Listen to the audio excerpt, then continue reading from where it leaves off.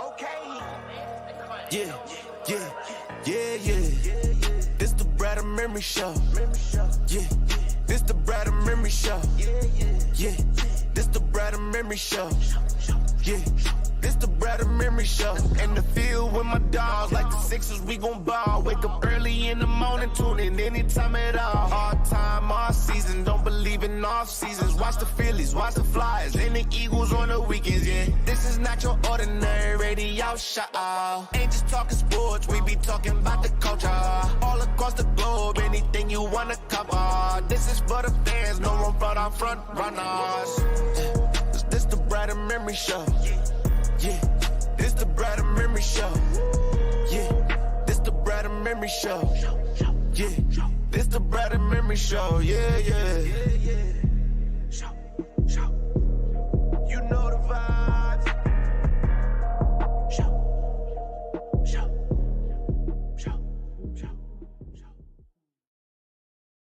Yes, sir. You know the vibes. Brad Memory Show. Marques, Brad, Justin Emery. Yo. New year, same show. That's right. Before we get into the Philadelphia Eagles and the playoff picture and all of those lovely things, I think I would be remiss, even though I'm not a huge college football fan, to talk a little bit about what happened last night in the Georgia TCU game. Because this is a... You all right? Go ahead. Oh, did you hit on last night's game? Oh, man. I had a feeling. I didn't officially hit till the third quarter. Mm-hmm. I knew. Was it a same parlay or was it a standalone? Same. Two standalones, both hit. Okay. I had standalone on spread, standalone on over under. Nice. This was to me a major L, not for college football. I don't believe that. I think this is because college football, I think this is a win for them. I'll get to my point in a second. This was a major L for the small school because what needed to happen for the small school is you needed TCU to perform well. They didn't need to win. They needed to perform well because how often do you have a school like TCU in an environment like this? And this has kind of been the argument with college football and the ranking system. And, them not putting these smaller schools into bigger spots like this and the blue blood games and the blue blood conferences and all of that jazz. And the argument's all, schools like us, we never get a chance. Well, you got your chance and you got embarrassed on national television to the point where the second and third string guys of Georgia are in the game in the third quarter and they're still romping you and you still couldn't score them. Well, it was just a really bad look in that regard. Now the playoff football format has changed, and I think they expanded to 12 now, or they're expanding to 12. They're expanding it. I thought it was 8. Let me check, but I thought it was one more year. Yeah, I know it's not next year, but I wasn't sure if it was 8 or 12. It is 12. Yeah, there's one more year though. Of it under the 4-team structure. I've been clamoring for this for years. We don't talk about college football a lot, but when I do talk about it, it's me usually complaining about the ranking system and how much I hate it and how much it doesn't make sense. I was like, now 12 is a start. I would like to see 16. No. 16 I think is the magic number for me. No. I think 12 is the magic number. I like 16. I like 16 because the thing about 16 is it's a playoff format. So now you get 4 rounds, and again, you still get your bowl games. You still get your bowl games in, but you can't make any. If you get to 16 and you do 16 playoffs, to me that's there's a margin for error for very few mistakes and very few. Well, we should have got in. No. You had 16 chances, you didn't do it. 12, you're still going to have that conversation.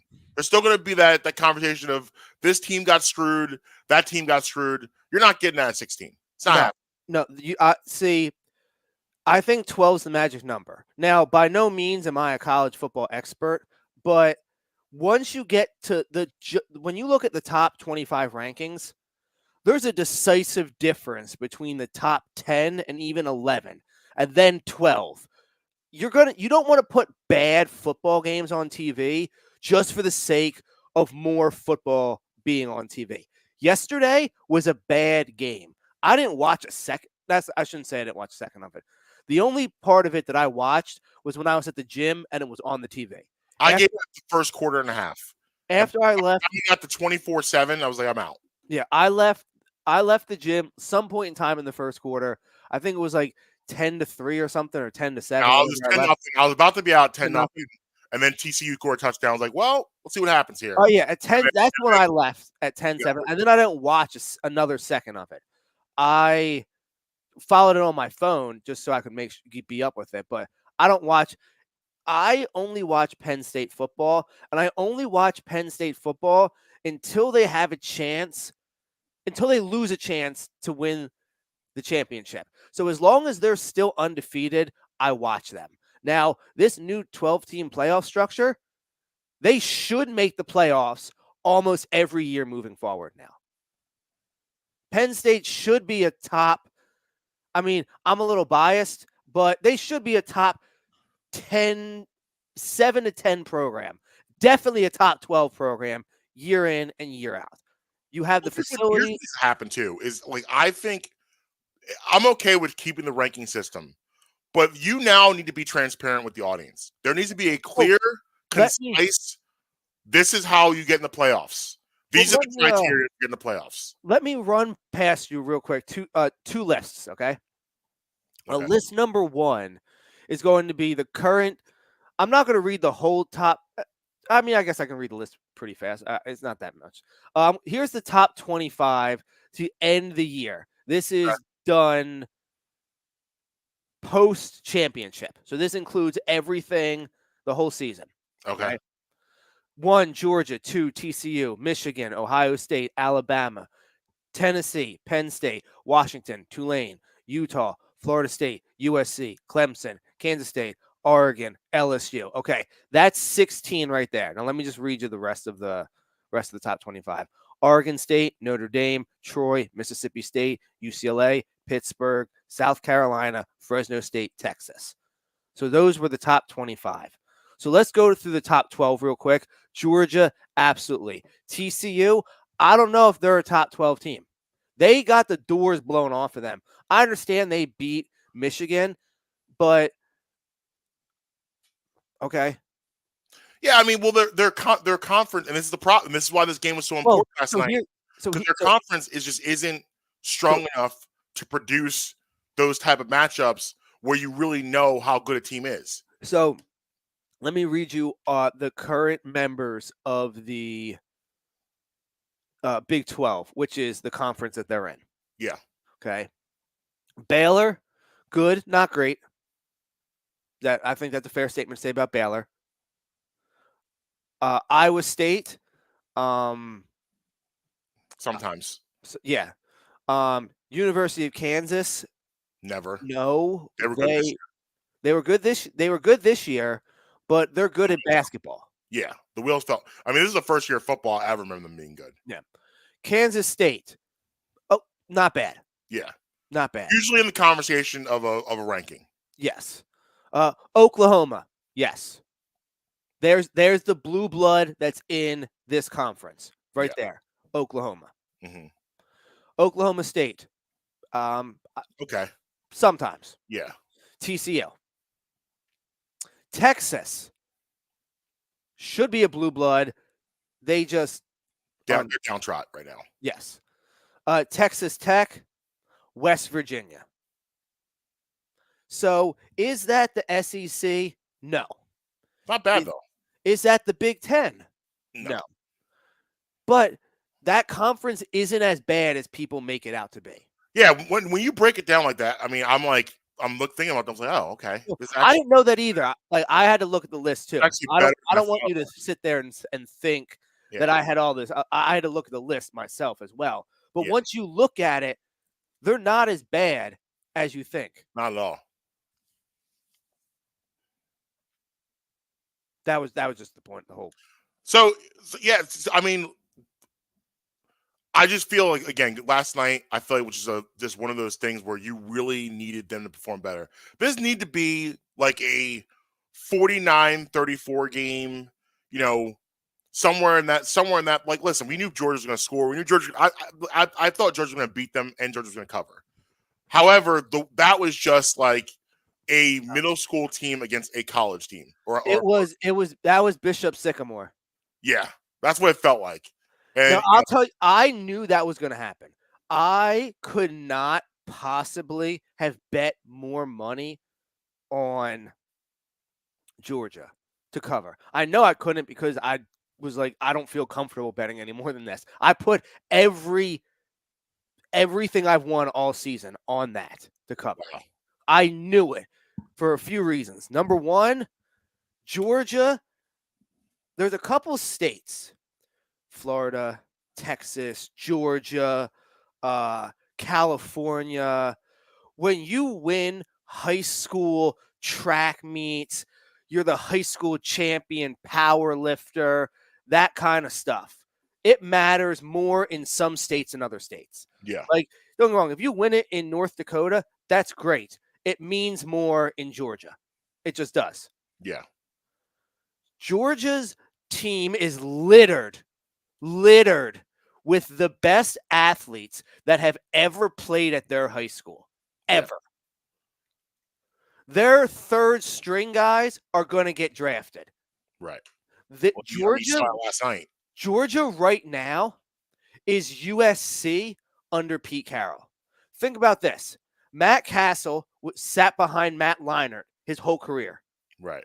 Well, the Carson Palmer into Matt Leinart years. He was behind both of them. Yeah. My man still got drafted. Right. He took 11 snaps in college. He got drafted. Right. So I just knew their offensive line was going to do whatever they wanted to do against that TCU defense. It's not when it comes. Shout out to Lombardi for teaching me this because, as I said, I don't know enough about college football. To just know this. Starters at any level like that can match up. Yeah. Your starters are going to be able to do what they can. It's when your defensive line rotates out, then what happens? Right. When you I actually brought that up on commentary last night. I know you didn't watch much of the game. They were saying how like Georgia's line, they have like it's almost like I guess compared to like the Eagles. And the Eagles have so many rotating linemen coming in like that. Well, TCU, you got your starters, that's it. So these guys are coming in fresh, rotating in, and these guys in the offensive line are like, well, what the bleep, dude? Yeah. Like we get a break. It's not something you see in college. Like NFL, sure. But a rotating defensive line that's every guy's coming in is just as good as the guy left. That's unheard of. Yeah. I mean, and that's what it comes down to. Like, It's great when TCU can come out in their base defense. That's great. When they have to bring a third, a fourth, a fifth corner on, or they got to bring on a third, a fourth linebacker, a fifth defensive line. They just don't. They don't have it to match up. Yeah. On the other side, what your hope is now. Well, they got embarrassed on national television, but they did get the national championship game.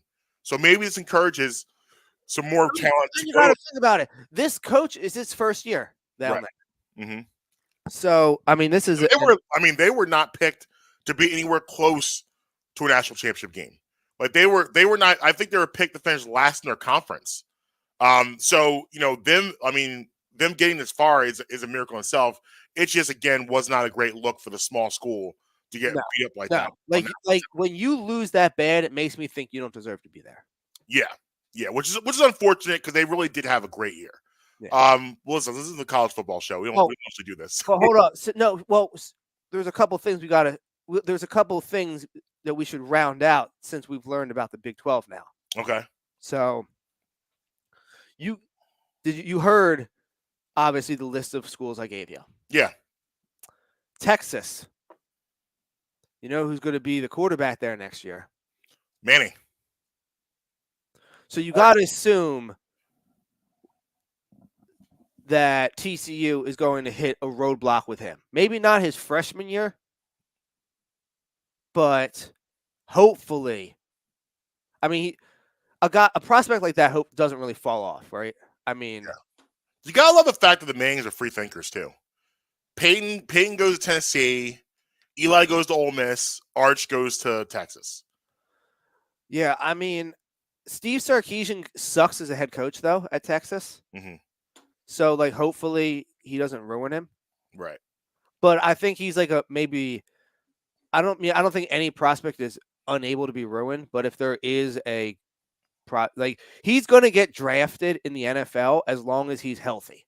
No matter what, no matter how he plays in college, 1,000%.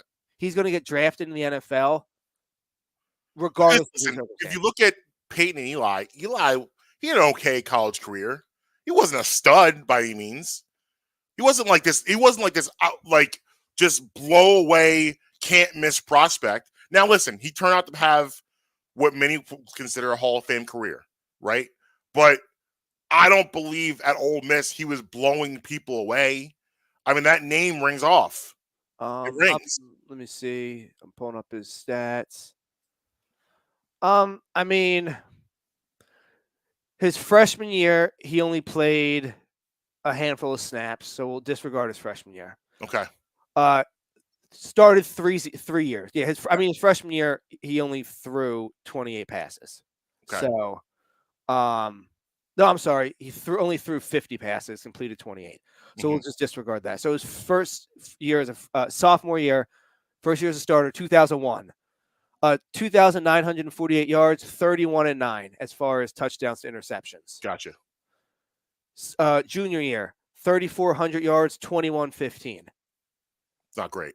Senior year, 3,600, 29-10. Better. You got to remember, this is early 2000s. They're not throwing the rock like they do now. Yeah, but 21 and 15 is not a good ratio at all. No. Oh, no. It was good. Listen, okay, but if it's okay, but so he's getting drafted no matter what. I agree. I'm not saying that. I don't want people to misconstrue. Yeah, he's getting drafted, but he was a top 10 pick. If Eli was number 1, right? Yeah, it's top 10 pick. Yeah. So if he's not Eli Manning, those numbers, they warrant a number 1 draft pick? I don't think so. Go to the class that year. Give me the quarterback class that year. Oh, that class was Phillip Rivers, Ben Roethlisberger. Let's stop right there. Ben Roethlisberger went to the University of Ohio. Okay? Ben Roethlisberger as a talent. Are we going to say that he's not more talented than Eli Manning? And Ben Roethlisberger shouldn't probably been turning. I'm sorry, went to Miami of Ohio? I got it right here. I'll pull. You want me to just? Wow. That was a wild first. Let me just read you the whole first round. The whole first round was stacked, regardless of position. Okay. Number 1, Eli Manning. Yeah. Number 2, Oakland Raiders picked, so you can obviously tell this was the whiff. Robert Gallery. Don't know. Ready for number 3, Larry Fitzgerald. Number 4, Phillip Rivers. Number 5, Sean Taylor. Number 6, Kellen Winslow. Number 7, Roy Williams. Number 8, D'Angelo Hall. Wow. Number 11, Ben Roethlisberger. Number 12, Jonathan Vilma. Number 14, Tommy Harris. Number 16, Sean Andrews. Number 18, Will Smith. Number 21, Vince Wilfork. Number 24, Steven Jackson. Number 27, Jason Babin. Then in the second round, you have other this. This was a pretty stacked draft in the first round there. Yeah. Jared Allen in the 4th round.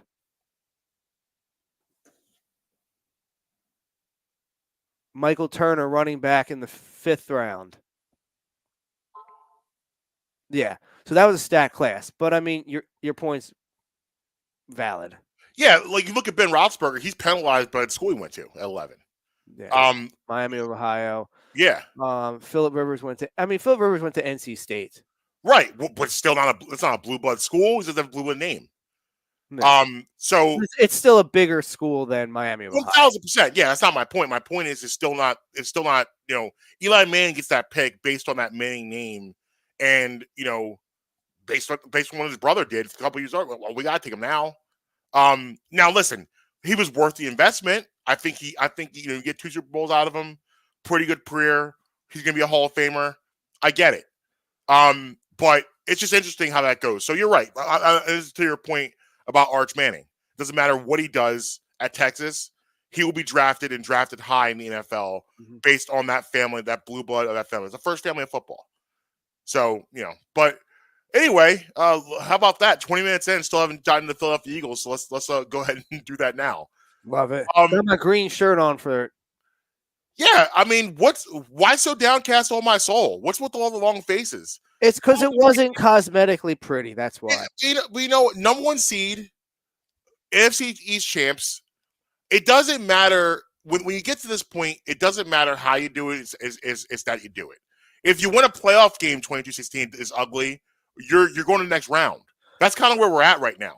Do people forget how ugly the playoff game against the Falcons was? Yeah. No, you know what? No, I'll answer your question. Yes, people do forget. I mean, don't get me wrong, they blew the doors off the Vikings. Right. But even to start that game, the Vikings go down the field and go take the lead 7-0. Right. Now, then the floodgates open and it went downhill quick for them. Yeah. But that Falcons game, if Julio Jones catches that pass in the end zone. Well, people do forget. Like Jalen Mills was out of position. The second half, Nick Foles played much better. Jalen Mills was out of position. The first half, Nick Foles was god awful, and just before half, you remember it was that weird, crazy bounce that bounces off a guy's shoulder pad. It almost was an interception. That's an interception. Falcons may score on that drive, and that game might have been over. And it was an ugly, ugly, ugly win. But you know what? You won. You moved to the next round. Then it got pretty. You played the Super Bowl, aesthetically pretty, all that stuff. So. Yeah, we get to this point in the year where we're at now. When you get to December football, January football, doesn't matter how you do it as long as you do it. I do believe there's a couple factors. Number 1, I think Sirianni and Steichen were smart enough to know that, listen, we don't need to blow our load here, so to speak. We don't have to show anybody anything. We can be extremely vanilla and basic because they're playing their second and third string. There was no way we're going to lose this game.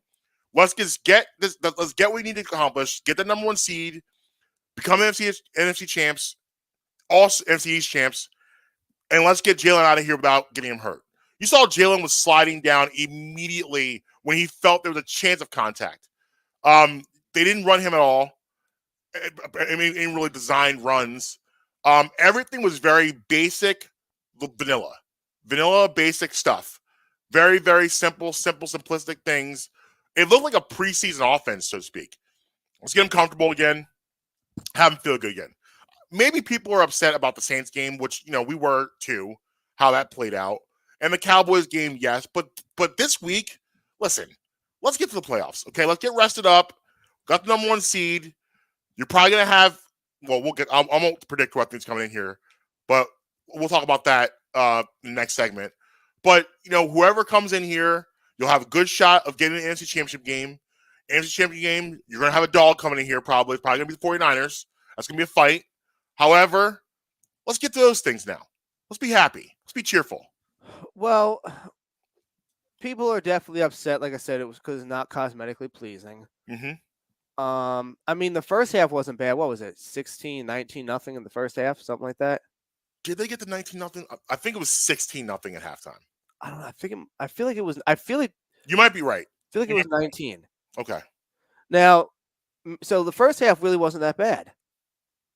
The second half is what really started bothering people, myself included. Though, admittedly, I was more during this point in the second half is when I started rooting for my bets because at no point in time thought they were going to lose. They had too big of a lead, and the Giants were playing their backups. If I had no doubt that Jalen Hurts was not going to win that game. At any point in the game, did I not feel that? Even when Davis Webb started coming back, I still didn't feel at any point in time they were going to lose that game. Right. I agree. It was frustrating. Yeah. And I said I wanted to call someone out. Yeah. Pre-show. Yes. Can I do that now? Go for it. All right. Specifically, so it wasn't the best showing by the defense. I mean, Davis Webb, this was his Super Bowl to this point in his career. Yeah. You know, they were saying how, a third round draft pick at quarterback, and he's never taken a snap in the NFL. He's like, that just doesn't happen. This is 6th year? Yeah. They just keep signing him to be the backup to Daniel Jones, signing him. Right. So they're like, this was the first snaps he's ever taken. He's never played before, other than preseason games. So I expected them to smack him around the whole game. Yeah. And Darius Slay gave up. Now, it was a moonshot of a pass, but it was to Kenny Galladay, who the coaching staff hates and benched. Yeah. And he comes out. Kenny Galladay. Yeah. And he comes out, shows out, catches a bomb, and then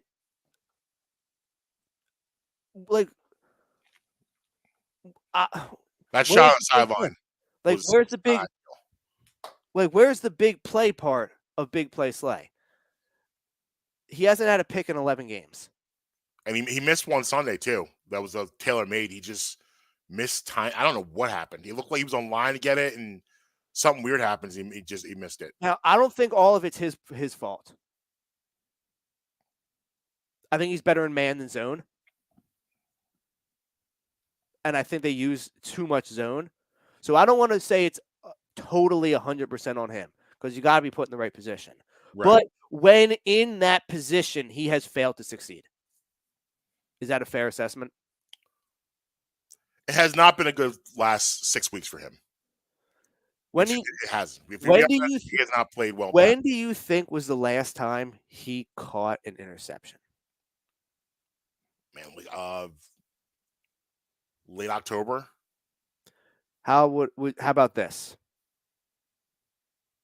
Houston Texans. So when was that? 2 weeks before Halloween. We're talking the World Series was still going on. That was 2 weeks before. Oh, right. Yeah. That was game 5. That was the Thursday game. It was game 5. That game. Yep. Schwarber down the line. Oh. So wow. That's not good. No, that's the last time he had. And listen, interceptions are, that's not an easy thing, and Gardner Johnson is getting so many of them. But more for me, it's not just about the interceptions. It's just that it feels like he's getting beat a lot in the past couple of weeks, which is concerning. And I just feel like with him, we got to go to the social media stuff. I think it's important to note that he doesn't do himself any favors by the way he responds to this stuff on social media. Yes. It's like, I don't think he bro, you're not in Detroit anymore. You can't hide. You can't be all puffy chest out when, you're doing well, but then come at the world when you're not. And in Philadelphia, it matters here. People care, and people are going to say things, and you got to take the good with the bad, it's going to happen. At some point, everything's rosy and sunshine right now for. I'm sorry. It was actually Dallas at home was the last game he had an interception. 2 weeks before that. I'm sorry. So that's we're talking October 16th. Yeah, okay. And how's this? The only other game he has an interception in this whole season is 2 in Minnesota. So actually, he only has 2 games all year with interceptions. Yeah.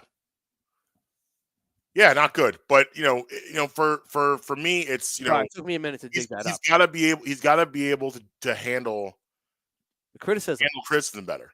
And you on social media and the way you're interacting, the things you're saying, getting in the whole you guys don't know football, you don't know what you're looking at.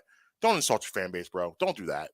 Like, don't do that. Listen, it's like I said, like I was gonna say, it's all rosy and sunshine right now with a couple guys on this team. But at some point, again, Jalen Hurts will be criticized again. Devontae Smith will be criticized at some point. AJ Brown will be criticized at some point. All these guys we love, at some point, it will be their turn. And I would hope they're not going to handle it like this. I know Jalen Hurts won't, because I think he gets it, and I think someone needs to maybe pull Darius aside and say, "Listen, man, you got to let this stuff go. Like own the fact you've had a couple rough games. It's okay. You'll get it back. We'll figure it out. But like, this ain't it." Well, let me ask you this: after this year, every remaining year in his contract is an option. He is 32 years old. What do you do with the contract? I'm not saying you bring him back next year. Or you don't bring him back next year. That's not what I'm implying. But he has 3 years of options left. Right. So next year, I definitely bring him back, and then we'll see. I don't think he's no longer the same corner he was when he first got here.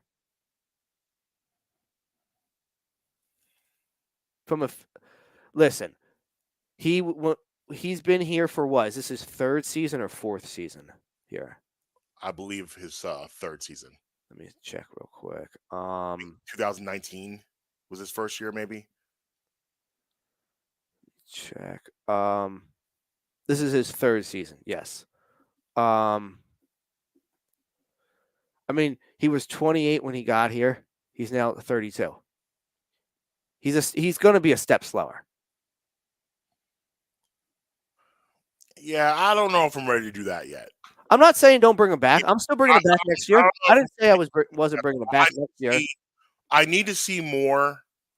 But listen, I'm not going to argue. It's been a tough couple months for him.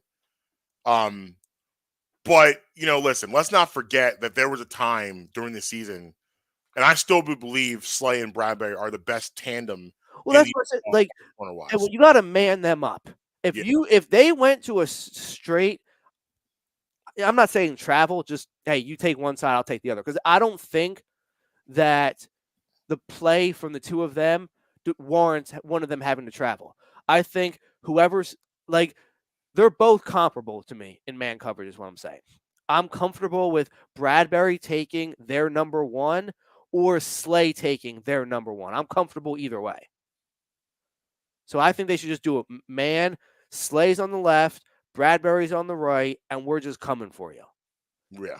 And I think some of that, some of it, the zone, the overwhelming amount of zone, may have been because you don't have Gardner Johnson. Now that he's back, you may get more of that. And rumor has it, Avonte Maddox may be coming back for the playoffs, so you may get that. So everything that I've just said, that's been critical of Slay, all of that very well could go away with just the pieces around him returning. Yeah, that's what I was thinking too. Like, you get Avonte Maddox hopefully back in the slot. Gardner Johnson came back. You're being careful with him again. This actually is starting to feel very much like 2017. A lot of worry. The Raiders game happened, in 2017 going into, and Nick Foles looked horrible. The team looked lethargic and terrible. You had a rough first half in that opening playoff game, but you saw how it turned out. They're starting to feel that way a little bit. Can I ask you a question about Jalen? Mm-hmm. You think he's more hurt than we thought? Well, on commentary, they said that he should have came out of that Chicago game. He said that out of his own mouth. He didn't talk last week, but in a production meeting for CBS, he said that he should have came out of that game. So that leads me right there to believe that he was more hurt than they let on, which is probably the case most of the time with these injuries. They don't want to tell you anything. Should they put him on IR? I mean, technically, probably, yeah. I think, judging by what they said about that injury and what he said out of his own mouth about should have came out of the Chicago game, they probably had no intentions of him playing for the rest of the season. And they had to because of what happened, because they couldn't risk not being able to get the job done. However, again, going back to last week, I put way more of that loss on Sirianni and Steichen than I do on Gardner Minshew. I think if they had a better game plan, they would have won that game. You'd be able to rest him for the rest of the year. All would be well. I think they had to show their hand a little bit about how hurt he was because they had to play him this week. They would have never had to say that stuff about him having to come out of the Chicago game or how hurt he really was if they kept him out the rest of the season. But, here we are. But you know what? It doesn't hurt you because now he still gets 2 weeks anyway. So I think by the time you got to that bye week, by the time you got to that game next week, he would have been 100% healthy, regardless of him playing this week or not. It still would have worked out that way. Bye week was so essential. It had to happen. That's why they had to play him, because you had to get that done. It's essential for Avante. It's essential for, you'd have to make the assumption Lane Johnson's going to play. Yeah. And Gardner Johnson probably doesn't play either Sunday. No. If they had everything together. That was okay. Yeah. We need to win this game. All hands on deck. We can't take it for granted. If you're available, you're going. So I'm sure he would have gone either. So listen, it got sloppy at the end, but you know what? We were in, and it happened 17-2. Again, it's so similar how these seasons went, because you live in La La Land and fantasy land of sunshine and rainbows where everything's just beautiful, going out blowing out people by 35. That's not realistic in the NFL. Going out and beating the brakes off people week in and week out, that's just not a realistic way to live. And that's what the Eagles lived in for almost 3 months. It was just coasting. It was watching the game. Oh, I want to watch this game. Oh, you know what? They're up by 25. Let me flip over here. Oh, yeah, I go to that CVS, get some lotion. Let me go do that right now in the middle of the game. That's not reality. Let me ask you a question. Obviously, it's a hypothetical because it happened and we can't change time. Mm-hmm. Jalen doesn't get hurt in Chicago. Mm-hmm. Okay. Do you think they beat Dallas? Yes. So do you think that they garner this Saints and Giants would have been a Gardner Minshew show? Yes.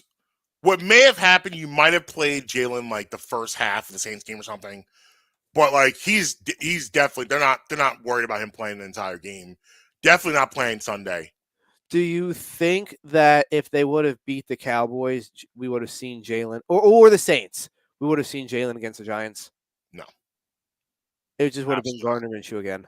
They would have did what the Giants did. Giants didn't play anybody of note. Like you said, they only played what's his name because they hate him. And he's had an extremely disappointing season for them. Yeah. However, almost as good they played Galladay, because maybe now he can help you in the playoffs. Because it'd be nice if they can help you in the playoffs. You could listen. You look, ask Nick Castellanos. They need to turn around real quick if you have a playoff game. That diving catch, game 1 against Atlanta, the best game of his season. That game 1 against Atlanta wins that game, propels them to win that series. That's important. So maybe Galladay has one of those moments. So I'm happy. Listen, I'm happy. Number 1 seed. Yeah, let's dive into these NFC playoffs. Let's do it. So let me get the. I actually don't have the seating in front of me. Let me pull. Well, you want to do power rankings first, or you want to do this first? Let's do the playoff seeding first, and then we'll do the power rankings. Okay. Because I want to do some season long things with you for your power rankings. Okay. Let's save that for a second. All right. So we have the playoff picture. Admittedly, I don't know it, so I'm pulling it up now in front of me. So buys, Chiefs, Eagles. Okay, that's cool. Sweet. Where's the matchups? Why don't they make this easy? So you're opening Saturday. You got you have that. And then you got Jacksonville and the Chargers, which will be an interesting game. Then Sunday, you're going here. Let me pull up the rest. I knew that by heart. I got it right here. Okay, so Saturday you got like Seattle at San Francisco, Chargers at Jacksonville, 4:30, 8:15. Those aren't bad times. I like that there's not a 1:00 game. I appreciate that. Yes, I love starting the playoffs on a 4 o'clock on Saturday. Yeah, I like that there's and not no Texans. Oh, remember they opened the playoffs for like 7 years in a row, all the time. getting destroyed. Yo, remember they put up like a 24 spot. I think they were up 24-0 over the Chiefs, and Mahomes was like, "Nah, I'll be back." Right. Catch me in the second half. Yeah, in Kansas City. Yeah. Then you have Sunday, Miami at Buffalo at 1:00. Yep. Giants at Minnesota, Baltimore at Cincinnati, and then Monday, Dallas at Tampa Bay. Okay, I don't like running that football game for playoffs, by the way. I don't like that at all. I was about to say I kind of hate that. I don't like it. Well, I understand you're doing it for doing it because something new. Number one, number two. Well, apparently they did it last year too. Yeah, believe it or not, this is the second. I actually had to look that up. Can you? Yes, they actually. I now that you said it, I kind of remember it, but I completely I tuned that out. Let me pull it up. It was. No, I want 2021. I had to look it up because I was like, when did they start doing that? And apparently they signed a 5-year deal with ESPN. So this is year 2. Good time to sign Buck and Aikman. Yeah, this is year 2 of the 5-year deal. I'm sure they're trying to get some more. This is the entry level to get more playoff games. They're gonna figure out a way probably at some point in our lifetime to get like the NFC Championship game, AFC Championship game, one of those two. And ESPN's got to get a Super Bowl. Now that you have Buck and Aikman, they got to get a Super Bowl. No, they got to. Because you can just put on. All you do is just put on ABC. Yeah. So but ESPN's got it. They got to figure out a way to get a Super Bowl. I mean, what they can do is they'll put it on ABC. They'll put it on ESPN. They'll do the Manning cast on ESPN. Could you imagine Peyton Manning and Eli calling a Super Bowl from their house? No, you set them up together in a studio at the Super Bowl for all the fans to watch through like a glass window or something. Love it. Yeah, I'm in. You stream it on ESPN Plus. You stream everywhere. That's what they got to do. Yeah. All right, so the first matchup, 49ers Seahawks. In my opinion, the most lopsided matchup of this first round. I don't think the Seahawks stand a chance, a snowball's chance. I mean, I'm disappointed that the Lions couldn't get in. I think that would have been a more fun game. Even though I think 49ers obviously would have handled the Lions too, but it would have been fun to have the Lions in the playoffs. And the Seahawks, I don't really need them in there. I was definitely rooting hard for the Lions on Sunday night. Listen, real quick before we go to the next game. Listen, if anyone from Green Bay is out there listening from that front office, you guys got to get rid of Aaron Rodgers. He's got to go. He's just got to go. Man, this guy out here on his press, I talk about it might be time to get off the carousel. How many off seasons are you going to allow this man and his mediocrity to hold your franchise hostage? How many years are you allowed to happen? Like every summer, you have to sit there. I can tell you how many. He's still under contract for at least 3 more years, isn't it? Listen, out of spite, I'm saying, listen, man, I don't know if Jordan loves the guy. I have no idea. But Rodgers, you're done here. We've had enough. 3 more seasons. You can work. The thing is, you can work out something. Someone else will take him, whatever. But like this got to stop, man. He's walking off the field, nestled in Cobb's bosom, going hand in hand off the field, like his last episode of Seinfeld. After you just lost on your home field to the Detroit Lions. I don't want to disrespect the Lions. They played hard. They're going to be a playoff team next year. Props and congratulations to Jared Goff for resurrecting his career. Like, they're going to be, and they're a fun team to watch. They play hard. Dan Campbell, kneecaps and all. This man can coach, obviously. He's a great motivator. Even though they knew they were not going to get playoffs, they still fought their asses off in Lambeau Field, which is commendable and shows you that they are led the right way. However, all that aside, you're home. It's the frozen tundra. You got to win that game. Like, how many years are we going to do this? Last year, you're the number 1 seed. You lose at home to a team that didn't score an offensive touchdown. The year before that, Brady comes in there and takes you out.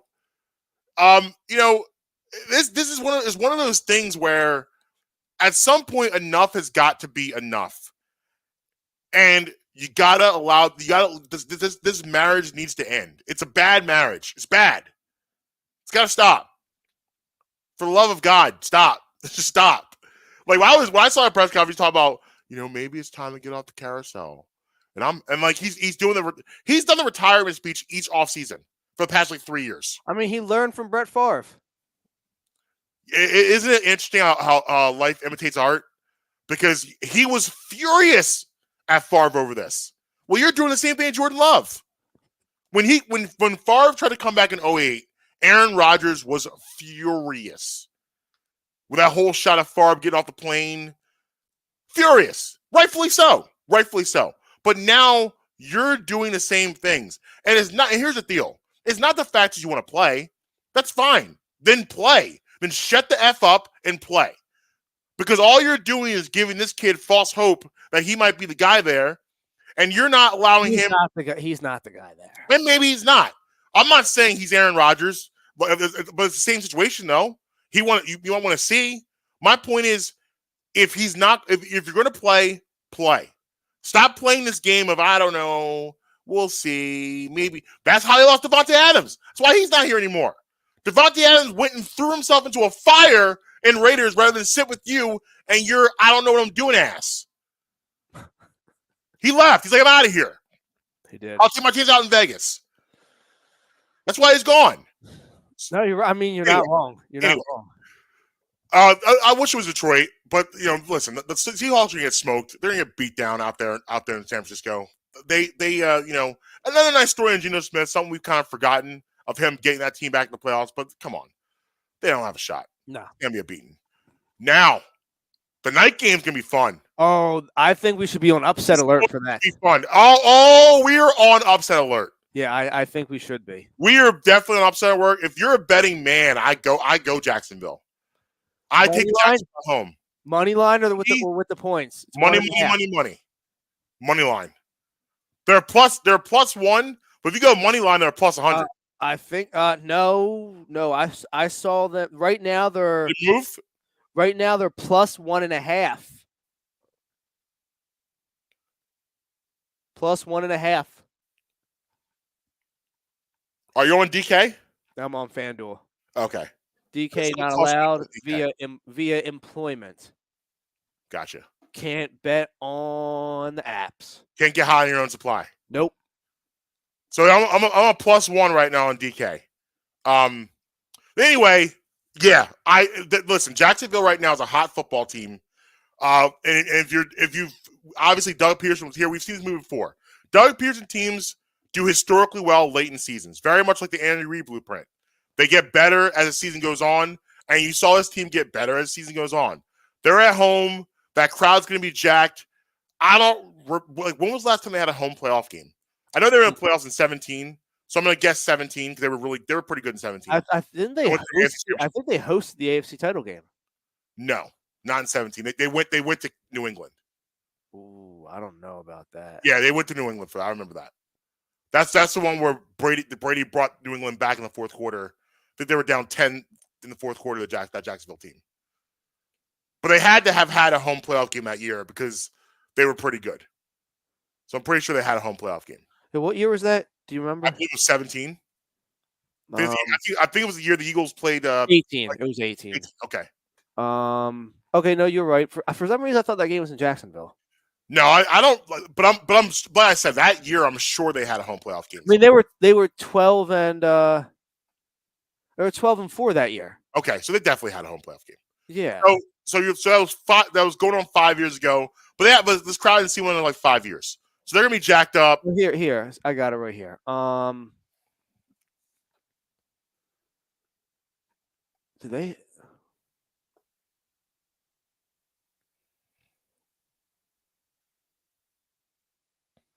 Hold on, it's wrong year.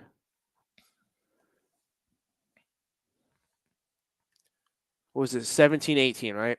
Yeah.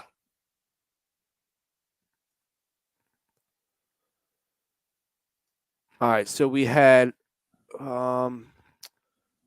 they. Oh, did they not host a game that year? They had to have a 12-4. It's only in the world they're a wild card, just strictly a wild card. Oh no, they were the 3 seed, so they definitely hosted a home playoff. They hosted. Yep. So, here it is. It's broken down right here. They only hosted one that year. They hosted Buffalo at home, beat them. Then they went to Pittsburgh, beat them, went to New England and lost. Gotcha. So 2018, January 7th, 2018 was the last time they hosted a home playoff game. Yeah, so they'll be jacked up. They'll be ready to go. I think that is upset alert. I like them a lot, actually. Game 3, Dolphins and Bills. Here's the deal. If you want to get in now on Tuesday, it's like 10.5, I think, right now on DK. I'm looking at 10.5 right now. I would take plus 10.5 Dolphins. Here's why. I think Tua plays, and right now they're factoring in that he's not playing. I think that's why it's so high. I think it's why it's 10.5. I think if he plays, it goes down to like 7.5, 6.5, 7.5. So you make some easy money probably if you get that line right now while they have Tua out. So right now I have the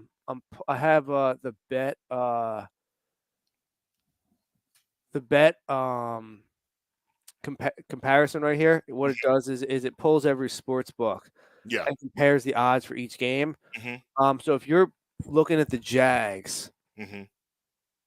from a financial standpoint, DK is the best for the money line. But if you want the spread, go jump on that at FanDuel because you'll get it at 1.5. Yeah. Dolphins are 10.5 everywhere on the board. Okay. Yeah, I jump on that now and take the plus 10.5 because, like I said, I think Tua plays. Okay. I think the line looks that way because Tua is not playing. They think the line right now is. I'm sorry, it hasn't come out if he's playing or not. I think he plays. I bet the fact that he plays. If Tua plays, that line's going to go down to like a 7.5, 8.5. They're not going to win though. No, absolutely not. That's why you don't take them outright. But I think they're way more. They're obviously more competitive with Tua than not. Yeah. So I take them more at a they'll with Tua plays they'll probably go down like a 6.5, 7.5. So the next game we have Giants Vikings. Marcus, are the dogs alive in this one too? The dogs are barking. Are they? The dogs. Dogs on the porch trying to get away. Yeah, this to me is the dog of the week is the Giants. So are you telling me? Yeah. Are you telling me real quick? Yes. That a parlay mm-hmm. of Jacksonville mm-hmm. and Giants to mm-hmm. money line for both at plus 370 should go? That's a go. That's a go. That's a full go for me. It's a full go. Will you be playing that? Yes. Oh yeah. Oh yeah. And I'm throwing that 10.5 in there too, because I'm betting. Like I said, I'm betting on the fact that Tua plays. That will raise it to plus 820. Do it. And honestly, I don't think he's going to play. I think he's in. No. I think he's going to give it a go. I'm out on that leg of it. Okay. But so the Giants and Vikings played a couple weeks ago. Vikings won in a close game. Listen, man, and we're gonna get in the power and talk about the Giants a little bit more, but they believe, and that is dangerous when you believe. And you can't laugh at Daniel Jones anymore. You can't laugh at Daniel Jones anymore. Saquon is a full go. Yeah. Slayton has stepped up and become a real go-to.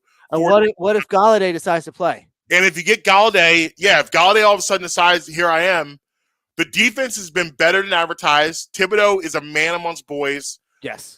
They really have a shot to go in there and win this game. I actually think they will win this game. I think it's not for a second round of the playoffs. What you think Kirk's going to throw up on himself? No, I don't. I think it's going to be a close game. I think the Giants. I got the Giants 21, 23, 17, somewhere in there. 23-20. I don't think Kirk Cousins does anything outrageous. I just think the Giants just outright go in there and beat him. And now, last game of the night, again, another guy that we have no idea if he's playing or not. The line tells me that he is. Yeah, it doesn't. But it doesn't matter. Even if you get back Lamar, it doesn't matter. And it's a shame. This is we talked about Lamar Jackson a lot going into this year and how this is such a huge year for him. It's really a shame the way this. Oh, new news out. Tua has not been cleared as of today. That's okay. It's only Tuesday. We got Thursdays a day. Yeah, as of Mike McDaniel, he has not yet been cleared. Still early. There's been no setbacks, but he just still hasn't been cleared. That's okay. That's good. That's a good thing. No setbacks. So, we talk Lamar Jackson a lot going in this year, and it's just really a shame how this turned out for him and how this year has played out. And it's literally the worst case scenario what could have happened to him. So, he's not, even if he does play, he hasn't played in, a month and a half, something like that. He hasn't played not that long. He's not going to be ready to play a playoff game. Even if he is ready to play a playoff game, they don't have the pieces to win. We talk about, I'm not going to get back to that offense. We've already talked about that offense and how bad it is. The Bengals are a team that definitely can make an AFC Championship run. They're poised for that. I think the Bengals cover this one. I think Lamar plays, Lamar doesn't play. It doesn't matter. The Bengals are going to cover this. And 6.5 is a good number because all it is a touchdown. It looks like Lamar is going to play. Okay. All the reporters think that he's going to play. Yeah. So the last game of the weekend, Monday Night Football, down in the Bay, Cowboys, Buccaneers. Interesting. So line's 2.5, just so you know. Yes, 2.5 in favor of the Cowboys, -2.5. Which tells you Vegas is looking at this as like a 4.5, 5 on a neutral field. Do you think that the dog's alive in this one or no? Yes, I do, and I want people to listen very carefully. This is just about the two teams and the way they play football. This is a bad matchup for Dallas, especially on the defensive end, because Dallas is an extremely stupid defense. Yes. You're gonna need. Here's what needs to happen. It's really simple. I'm just gonna make it as simple as possible for everybody. DeMarcus Lawrence and Micah Parsons, you better show up, because if you give Brady time to go and look down that field, you're gonna be in a lot of trouble. It's gonna be bombs over Baghdad. It's gonna be bad, because on a good day, even with the secondary intact, I don't trust the secondary against this team. But what secondary is now, I definitely don't trust them against this team. And also too, Dak you got to be worried about Dak. He's been throwing the ball everywhere lately. He's been pick six Dak. So, I know the Bucs defense isn't what it was a couple years ago, but they can still turn you over. They still have guys who can make plays, and their experienced playoff team. This is easily, and listen, we've been predicting this matchup for a month now, at least. Yeah. This is bad. This is not where Dallas wanted to go. This was not what they wanted to do. I think Dallas would have rather ended up going to Minnesota than going here. And honestly, I think if Minnesota could have saw Tampa Bay, I like Minnesota in that matchup. I don't like Dallas here. Now, would I put this in my parlay? No, too risky. However, if I'm looking at this as just a analytical point of view, I could totally see Tampa Bay winning this football game and Tampa Bay ending up coming here to the link in 2 weeks. That was my next question. Yeah, go to the link. Which I like. Well, I like for poetic reasons because I think the Eagles will thump them this year. I think they'll give them a beating this year. Our defensive line against that offensive line with statue GOAT, get the F out of here. We'll blow them. We'll blow their doors off. Bring us your GOAT. Bring us your GOAT. I did it a year too early, didn't I? A year too early, but you had the right idea. Bring him to the link, and we will sacrifice your GOAT for millions to see. Yes. We will bury them. Absolutely bury them. But anyway, let's not get ahead of ourselves. I do like Tampa Bay for those reasons. I think listen, if you're the Buccaneers, this is the best matchup you could have got. You look at all the playoff teams. So hold on, let me real quick just go back through that schedule because I want to go through two different scenarios with you real quick. Okay. So say that so San Francisco's going to win. Yes. Boom. Mm-hmm. You think New York's going to win? Yes. We're going to go with that one? Yes. Okay, let's say Dallas wins. Mm-hmm. Giants would come to the link. Yes. How do you feel about that game? I love that matchup too. You do? Yeah. Yeah. The Giants, listen, the Giants are going to play hard. They ain't got the pieces. And I know the old adage is so tough to be a team 3 times in a row. It doesn't matter. I get it, but this doesn't matter here. The Eagles will have their way with them too. Might be a little more competitive, because of the division rivals and all of that jazz. But either way, I'm happy. How about the scenario that the Seahawks beat the 49ers? And they come here? Yes. Oh, first of all, 2 birds, 1 stone. We get the Seahawks, the weakest team probably in the playoffs, and the Niners are gone. Oh, I'm doing the river dance down Green Street. I'm starting a parade right now. 1-man parade.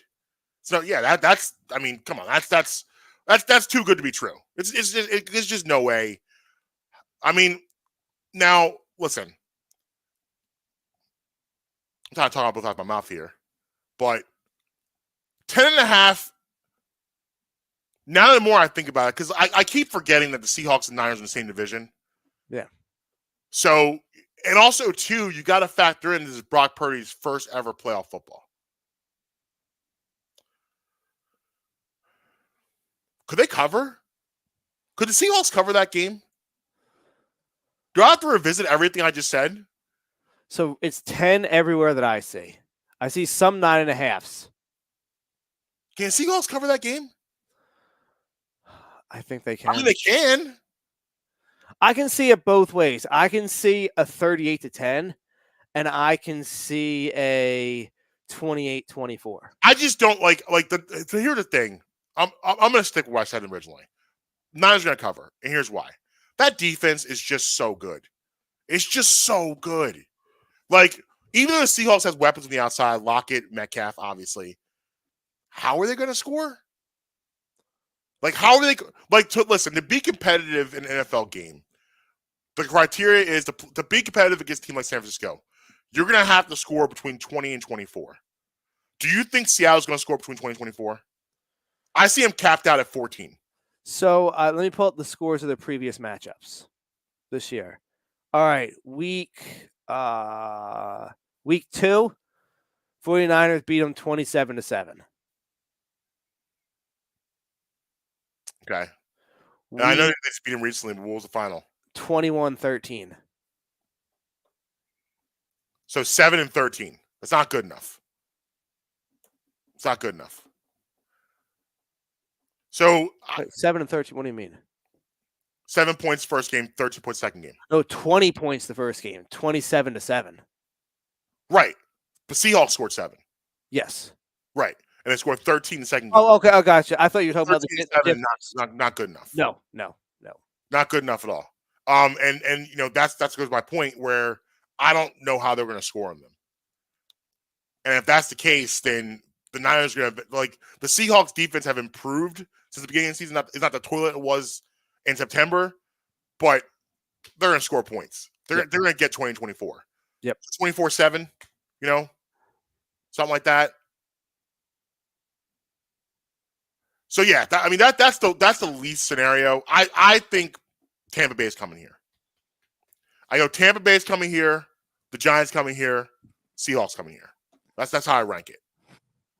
We'll see. It'll be a good week. I love that first weekend of playoff football. So, can I tell you my favorite bet of the week real quick while we're talking about these playoffs? Sure. My favorite bet of the week is Joe Burrow over 1.5 passing touchdowns. Yeah. Oh, yeah. You think I could ride with that one? Yeah. I think that's a safe bet. I don't, by the way, have we had a chance to unpack the possibility of a neutral stadium for the AFC Championship game? We have not. I hate it. I don't Wait, like NFC? AFC. Oh, okay. I hate it. Don't want it. Don't like it. I originally hated it, but it's grown on me. Why? So originally I hated it because I feel like that's a massive advantage. Have the championship game at your place. However, the architects of the league, I don't mean Roger Goodell. I'm saying the architects, the founders of this league, Lamar Hunt, George Halas, they wanted neutral site conference games as mini Super Bowls in and of themselves. That was always the goal. They just didn't know if the game of football would ever be big enough to warrant it. Oh, it's big enough to warrant it. So this could have been something that you've grown up with. And you could have known this your whole life, it being that way, if the curators of the game would have had their way. And that, if they built the NFL the way that it is today, who am I to stand in the way of possibly having them try that and having it work out? I mean, think about how kind of cool it would be if one year when the Eagles are terrible, to have the Rams and the Bears NFC title game at the Link. That'd be kind of cool. I mean, I'm not telling you I don't go to games, so I wouldn't be there. That would be cool. And then from a financial standpoint, the owners, they don't lose any money because they get a cut. Every owner gets a cut of every stadium's revenue. That's why there's such a big deal with Dan Snyder and his finances, because he was potentially hiding money from other owners. Everybody gets a cut of everything. So moving it to a neutral site, you don't lose any money. You just don't incur the stadium operation costs. Your fans are going to travel. Do you think that if the Eagles played, imagine this, Marcus. Imagine an Eagles Niners NFC title game in Dallas, and just a legion of Eagles fans taking over Dallas, and the Cowboys fans can't even wear their jerseys because their team's not even playing.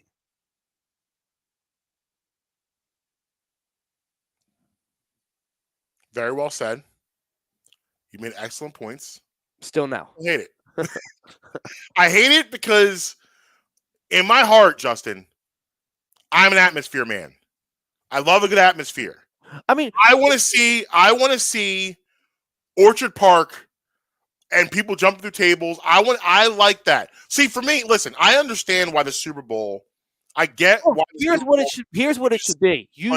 It shouldn't be. You should know, just like you know where the Super Bowl is going to be multiple years ahead of time. You should know where these games are. Your team could make it and you could host it, but you know ahead of time where these are. I like the Super Bowl. I'm not saying I like it. I understand why the Super Bowl's at a neutral site. I get all the economics behind all of that. I understand all that. It's up to me. The better record would have a home game for the Super Bowl. That's why I understand why I don't do it. I get it, but I'm an atmosphere man. I would love to see that atmosphere. Just like in the other sports, you get the home games for your championships. You see your fans going out celebrating, feeling good. All of that. NFL, I get it, is different type of business. What I think the NFL should do is build a specific stadium just for the Super Bowl. And it's at the same spot every year? Yes. Kind of like how they have the Hall of Fame game. Really unhappy. Huh? You have a lot of people really unhappy. Because a lot of people, the reason why people love the Super Bowl in their city, because the economic boost apparently it gives. Oh, it does. Yeah. So a lot of people unhappy. I mean, we don't get one anyway here because Jeffrey Lurie won't build a dome. Facts. I want a dome. I'd be okay with retractable. That's what I would want the most, a retractable. Yeah. Plus, let's be honest. If the NFL wanted to host the Super Bowl in the same place every year, there's already a stadium in the city where they would do it in. You know what I'm talking about?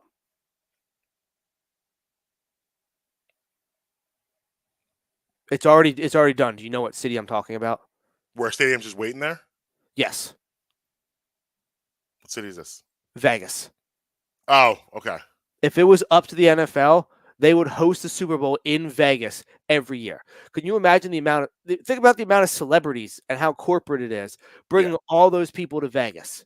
They just built a dome. It's nice weather there during that time of year. And now that sports betting is legal. Right. But anyway, you are right. A lot of people will be mad. Big mad. Big mad. All right. Let's get into the power rankings, shall we? Let's do it.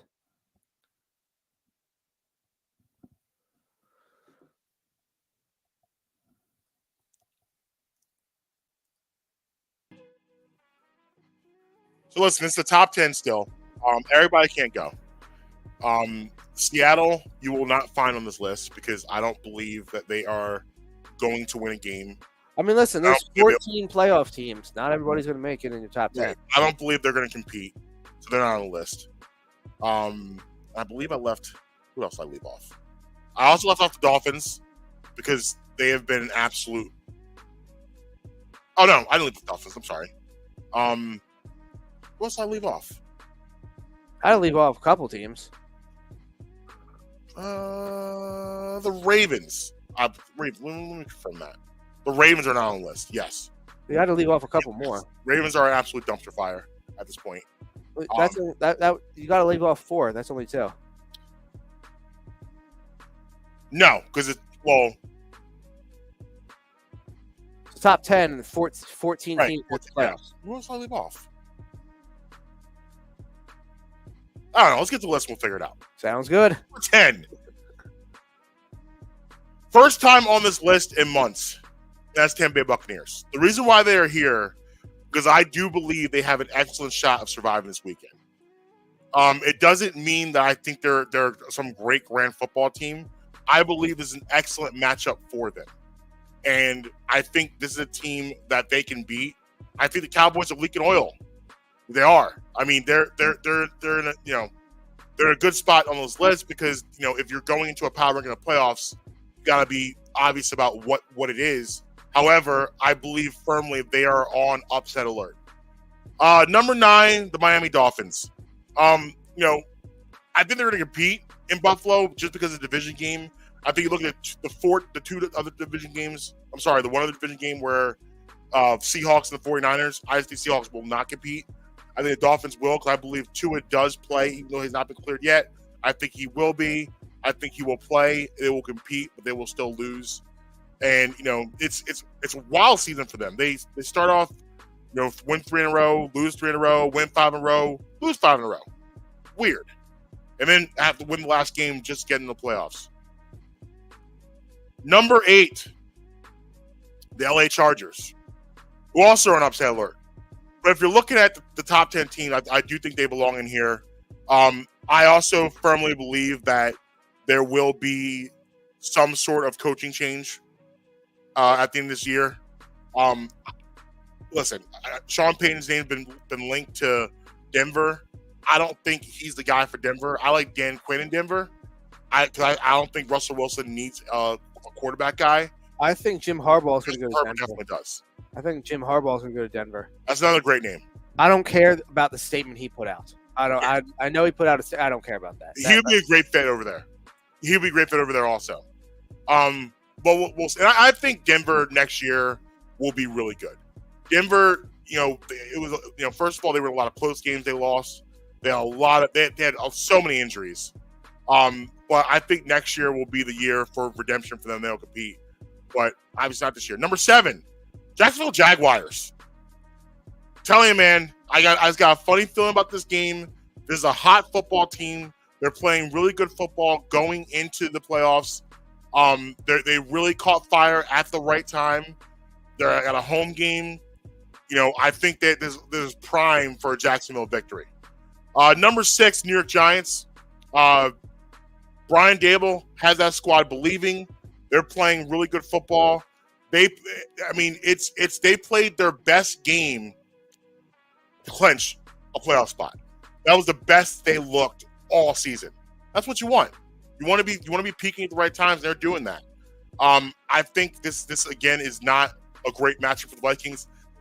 I think it definitely hurts them that the Giants just went there 3 weeks ago and competed. I think that hurts them. I think the Giants are going in confident they're going to win this game. Number 4, the Dallas Cowboys. Dallas Cowboys, if you look around the league, I think the Dallas Cowboys are a top 5 team in the league. I think that's fair to say. However, there's a lot of questions concerning the Dallas Cowboys going into the playoffs. Can Dak Prescott play turnover-free football? Can this defense avoid giving up the big play? Will Mike McCarthy do something incredibly stupid on Monday Night Football? Those are the questions you got to ask yourself about the Cowboys. All lean towards unfavorable answers. And that's why I think the Bucs have a shot at beating him Monday night. I think Dak Prescott cannot play turnover football. I think that secondary cannot avoid looking at a big play. I think Mike McCarthy will do something incredibly stupid on Monday Night Football. So if all those 3 things happen, they're out. Number 3, the Buffalo Bills. Bills riding, obviously, the wave of emotion of DeMar Hamlin. How about the fact, this is why you love sports, right? This is why you love sports. DeMar Hamlin thing happens, the tragic events of Monday Night Football. All the great news you hear after Wednesday of last week going into Sunday. Opening kickoff. Touchdown. Also, it had been 3 years and 3 months the Buffalo Bills had an opening kickoff for a touchdown. DeMar Hamlin wears number 3. Crazy. Can't make this stuff up.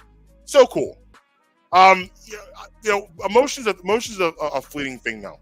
You have a team that's playing on heavy emotion because of DeMar Hamlin, but there's another E word that's even more important than emotion is execution. And sometimes Buffalo's execution is lacking to be desired, especially in the red zone. They turn the ball over to me way too much in the red zone. Way too much. Will that hurt them against the Dolphins? Probably not. But going into the later rounds, that could definitely be an issue and something that I think will be their downfall. Number 2, sitting at home, resting, waiting for someone to come into their stadiums, Kansas City Chiefs. The Chiefs, what can you say? When Tyreek Hill got traded, I personally didn't believe the Chiefs could be this good. I thought that was going to be a major blow to Patrick Mahomes in an offense, and it wasn't. He's went out and did Patrick Mahomes things and reminded us that he's an alien. And, Travis Kelce, the Hall of Famer he is, still is unbelievable. They just find new ways to embarrass teams week to week. You got the carousel. Did you see the ring around the rosy? What in the rich calf was that? What was that? It was insane. They're right now I have them at number 2. Number 1 is the Eagles. Now, I will say this. If this was 2 weeks ago, 3 weeks ago, the Eagles would have been out of the top number 1 spot. They were fortunate that I had a bye week myself of power rankings, or they would have been their behind would have been 2, maybe even 3. Now, going into the playoffs now, I think you have to keep them. They are the number 1 overall seed. I think you got to keep them at number 1 based on their record, based on their production, based on how good they've been and consistent throughout the entire season. I don't think it'd be fair to not have them as a number 1 playoff team going into the playoffs. And, I think, this is why you want that bye, because they're in a position now to get a cupcake coming into the lane. Tampa Bay is a cupcake. I'm not gonna call the Giants a cupcake, but the Giants aren't exactly a juggernaut and someone you should be actually terrified of. So the fact you'll have that is pretty good. That's power rankings. Last one of the year. Good job turning them out week after week. Thank you. Is there anyone? So I had a couple questions for you, like I said, for the whole year. I think the runaway, answer for number one is who spent the most time at the top. Yeah, obviously that's the Eagles. Yeah, no question. What team were you surprised was spent time on there more than you thought they would? Giants, no question. The Giants. The Giants, the first like I remember saying the first one put on the list. I said they're probably going next week. I don't know how they got here in the first place, but they wouldn't go. It's kind of a microcosm. They won't go away, and like they were consistent. Like this. Listen, the Giants have been on this list the majority of the season. I did not expect that to be a thing. Was Tampa Bay your least favorite team to put on the list? Yes, I didn't want to do it this week either, but I think they have a shot to win this game based on the matchup. So having them off the list to me didn't make any sense.